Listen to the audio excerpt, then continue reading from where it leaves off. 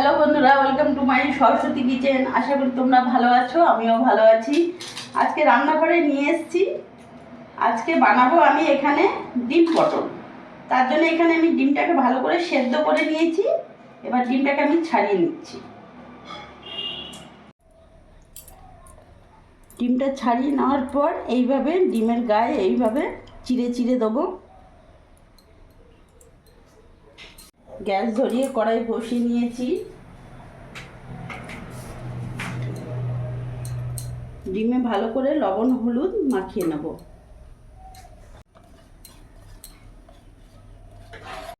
কড়াই গরম হয়ে গেছে, এখানে রিফাইন অয়েল দিয়ে দেবো।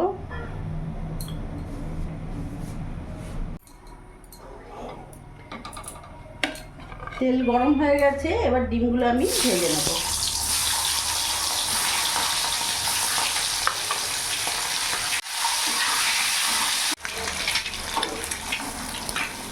ডিমটা ভাজা হয়ে গেছে, নামিয়ে ফেলবো।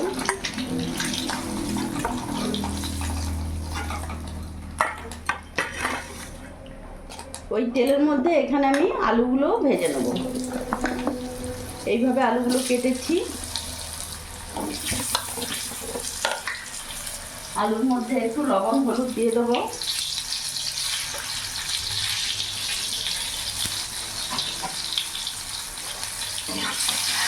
আলুগুলোকে ভালো করে লাল লাল করে ভেজে নেব।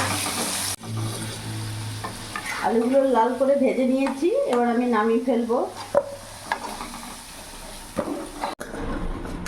একই তেলের মধ্যে আমি কেটে রাখা পটলগুলো দিয়ে দেবো। এখানে একটা পটলকে আমি 2 পিস করে করেছি, একটা পটলকে 2টো করে। পটলগুলোকেও আমি ভালো করে ভেজে নেব।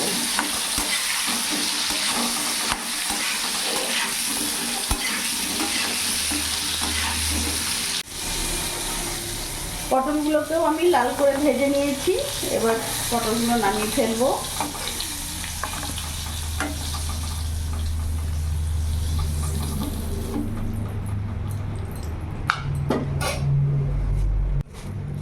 ওই তেলের মধ্যে একটা তেজপাতা আর গোটা জিরে ফোড়নে দিয়ে দিলাম।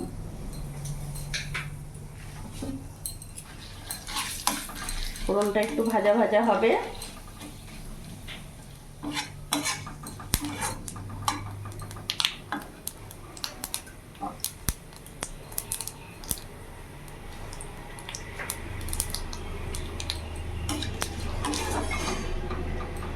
এখানে আমি একটা বড় সাইজের পেঁয়াজ নিয়েছি, খুবই কুচি কুচি করে পেঁয়াজটা কেটেছি। পুরো পেঁয়াজটা আমি দিয়ে দেবো।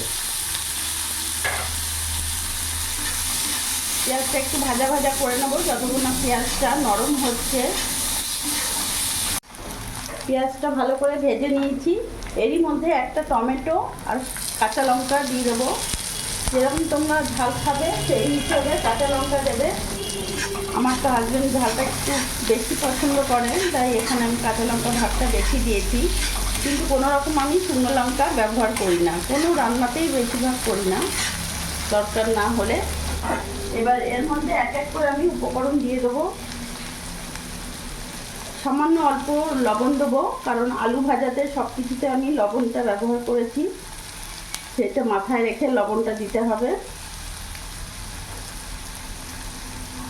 লবণ দিয়ে দিলাম, হলুদ দিয়ে দিলাম, জিরে গুঁড়ো দিয়ে দিলাম, আর এখানে কালারের জন্য কাশ্মীরি লঙ্কা গুঁড়ো দিলাম। এখানে আদা রসুন আর কাঁচা লঙ্কার পেস্ট দিয়ে দিলাম। বড় চামচের 1 চামচের মতন দিয়ে দিলাম। এবার ভালো করে সব উপকরণগুলো আমি মিশিয়ে নেব। গ্যাসের ফ্লেমটা একেবারে এখন সিম আঁচ করে রাখবো। সিম আঁচ করে মশলাটা আমি ভালো করে কষিয়ে নেব। মশলাটা ভালোভাবে কষিয়ে নিয়েছি, মশলা থেকে তেলও ছেড়ে দিয়েছে। এবার ভেজে রাখা আলু আর পটলগুলো আমি দিয়ে দেবো। মশলার সাথে ভালো করে মিশিয়ে নেব। আরও 2-3 মিনিট আমি কষিয়ে নেব। গ্যাসের ফ্লেমটা এখন মিডিয়াম রাখবো, সিম আঁচ করা ছিল। এবার মিডিয়াম আঁচে 2 থেকে 3 মিনিট আমি কষিয়ে নেব। 2 থেকে 3 মিনিট আমি ভালো করে কষিয়ে নিয়েছি। এবার পরিমাণ মতন আমি জল দিয়ে দেবো।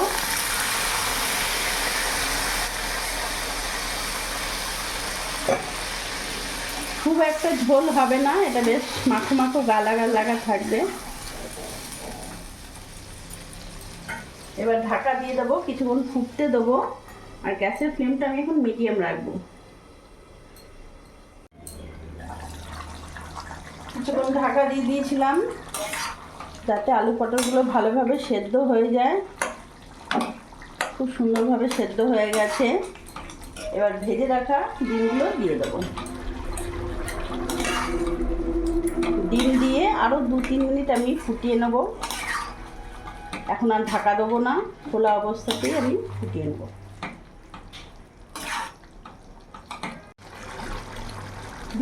2 থেকে 3 মিনিট আমি ফুটিয়ে নিয়েছি। এবার গ্যাস বন্ধ করে দেবো। ডিম পটল একেবারে রেডি হয়ে গেছে, নামিয়ে ফেলি।